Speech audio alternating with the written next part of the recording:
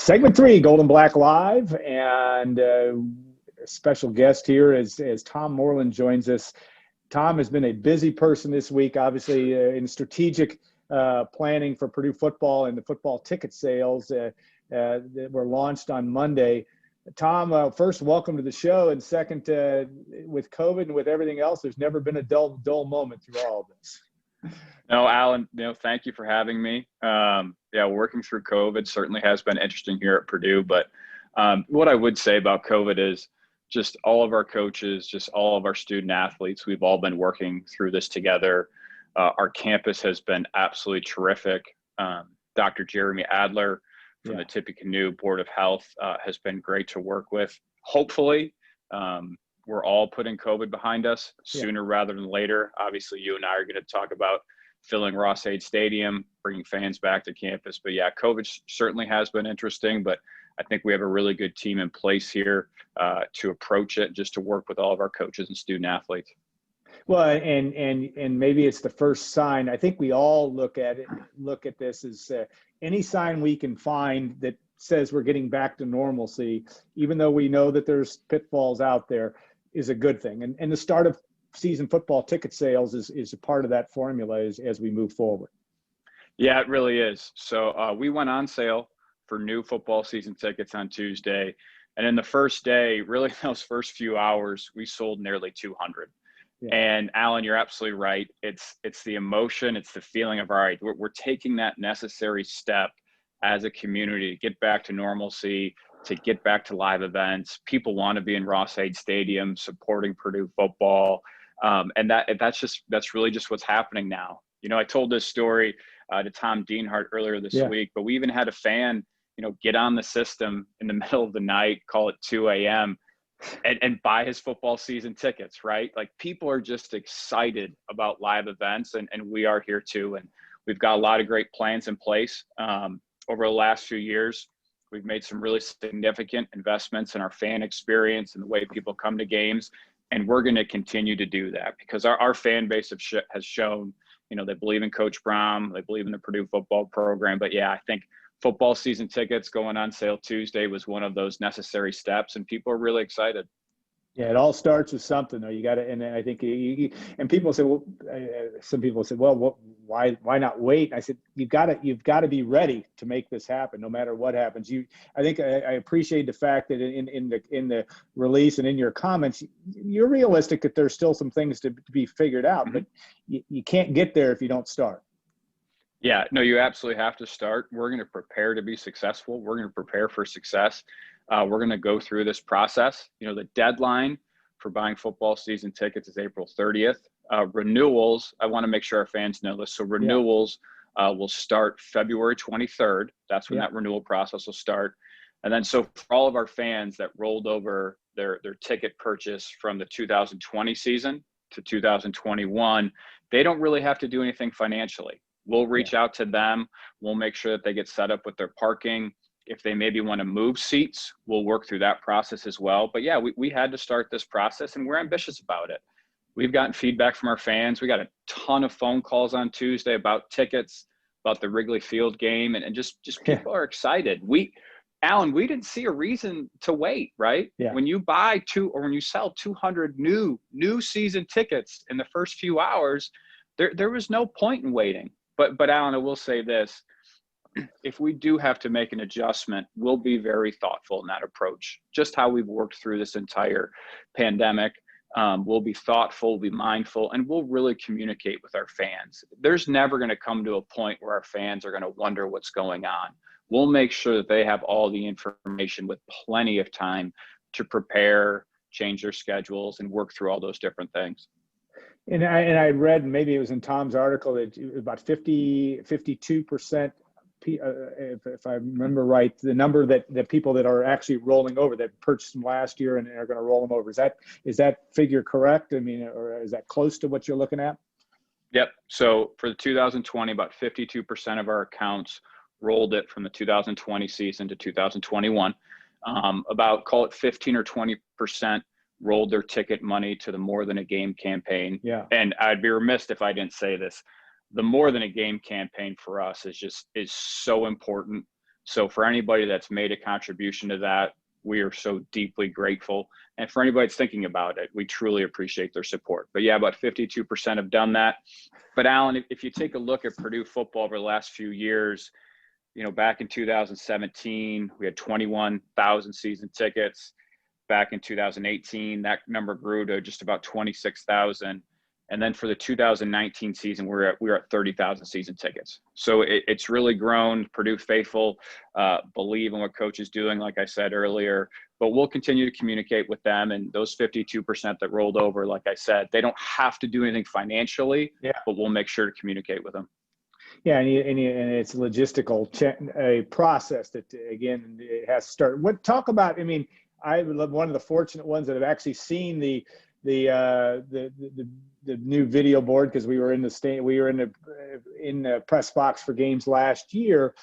But the amenities, that's going to be a sight for a lot of folks that haven't been able to see this firsthand, but also some of the other things that you're going to be doing that maybe have been influenced by COVID in terms of how you're going to interact, how fans will interact when they're in the stadium. Tell us a little bit about those. Yeah, well, the first thing I would say is that the new video board in the south end zone, I mean, you've seen it. It's awesome. Pretty off the chain, yeah.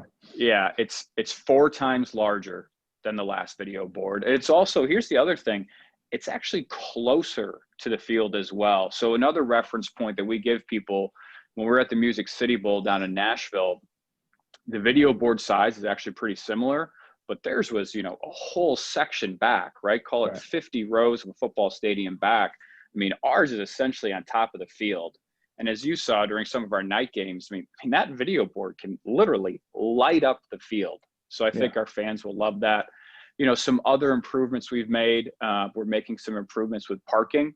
We just really want to have more of our season ticket holders, more of our John Purdue Club members to have opportunities to park closer to the stadium. So we're really excited about that. We're working through improving the south end zone patio. We're still finalizing some of those details, but all of our season ticket holders get access to the south end zone patio.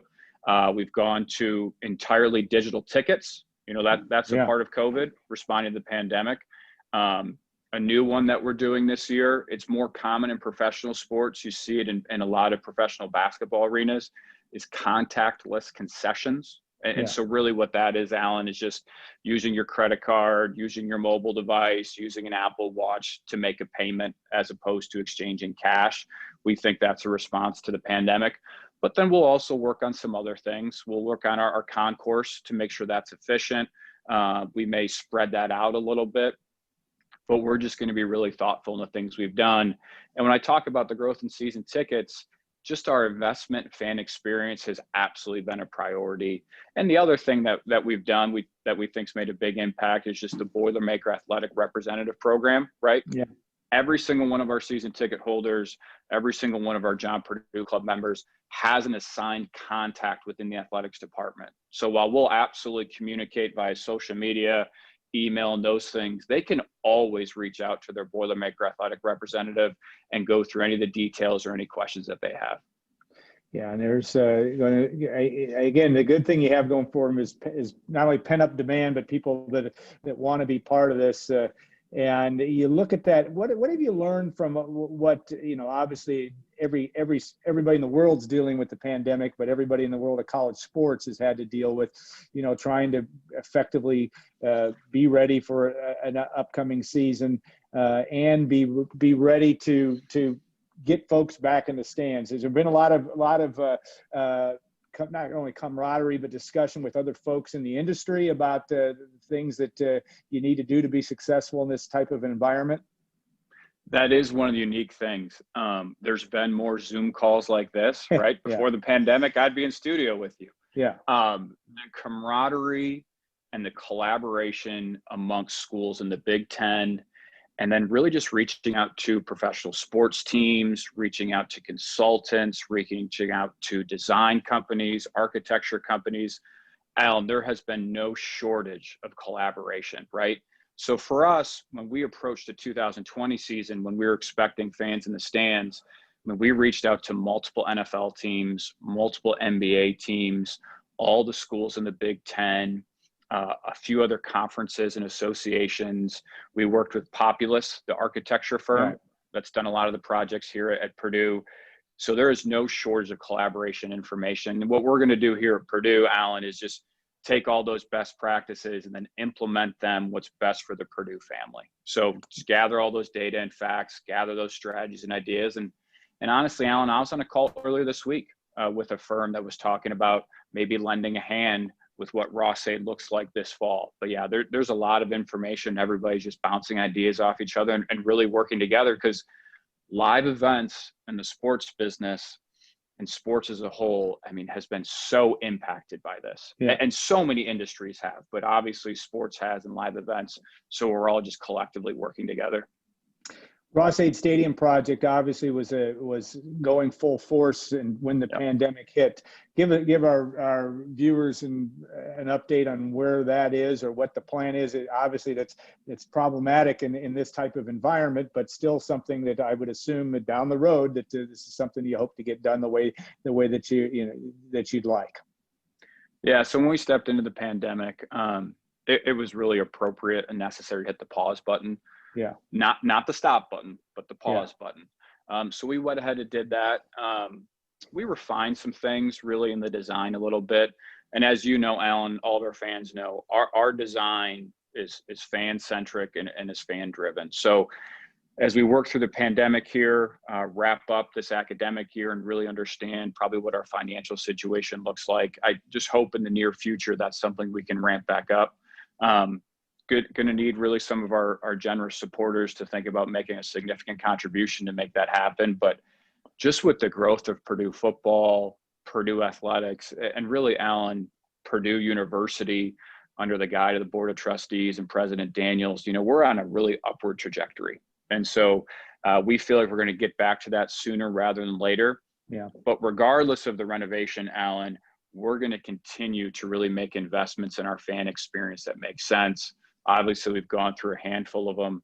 I think there's a few more on the horizon that we'll have for this fall, because our fan experience at Ross-Ade Stadium is so important to what we do and supporting Coach Brown and the football program. As you're in your role overseeing football from a strategic standpoint, to talk about the collaborations you have with Jeff Brom and his staff in terms of what does that look like? Is that a constant interaction? How often do you guys talk to one another in terms of that, and what ideas come from them sometimes in terms of what you want to get accomplished? Yeah, I would say regular communication with Coach. One of the things we're always trying to do is make sure that we're supporting Coach, supporting all of our coaches within the football program, supporting our student athletes. I think the way that we look at it from an administrator's perspective, Alan, is just putting our coaches and student athletes in a position to be successful year in and year out. So interacting with Coach Brown, the one thing that I would hope our fans really see is he's very thoughtful in everything he does, right? So we just brought on 3 new assistant coaches, right, Brad Lambert, Ron English, and Mark Hagan. And they've come from some of the very best programs that have great experience. Obviously, Mark was here during a period of time where we had great success. So Coach is just very thoughtful in everything he does. We've also brought on 2 new strength and conditioning assistant coaches. So Dustin Tripp, able to lure him away from Cincinnati, which obviously had a very successful season last year, and then also for a long time. And then also Tony Webb, got Tony from the University of Southern California to come back to West Lafayette, or come to West Lafayette. So Coach is very thoughtful in everything he does. And the other thing, Alan, I'd want to make sure to say is when you take a look at our recruiting, because I know a lot of your readers really follow our recruiting, we didn't see a rush to, all right, you got to sign 25 guys, or you got to sign the 25 guys with this amount of stars. Coach approaches it with the assistant coaches on the players that are going to make an impact. So I think you're going to see a handful of players really want to come here, high impact players that can play right away. We use the term "let's play football," and that means a high energy environment. And a lot of those players that come here, they have the opportunity to play right away. So Coach is great to work with, but what I would just say, he's very thoughtful in everything he does. All right. Well, that's going to be an interesting. We're all looking forward to normalcy, and obviously, even from our perspective, back to spring practice starting next week. And while that will be be closed. We'll be looking forward to at least talking to the coaches and hearing how that's going as well. So that it all starting up, and it's got to start somewhere, as you said, and that's an important thing. So Tom, thanks so much for your time today. Really appreciate it. Always insightful to what's going on, and we'll be talking to you, I'm sure, again, especially in the fall as we look forward to that. September 4th isn't that far away, so we'll look forward to doing that as well. Want to thank our sponsors, Triple X on the Hill, but on the level, the Purdue tradition since 1929, Hilton Garden Inn, State Farm agent Trent Johnson at trentismyagent.com, and also Gordon and Scott back at WLFI for all they do. We appreciate that. Tom, thanks again. Have a great rest of your weekend, and we'll look forward to talking again soon. Thank you, Alan.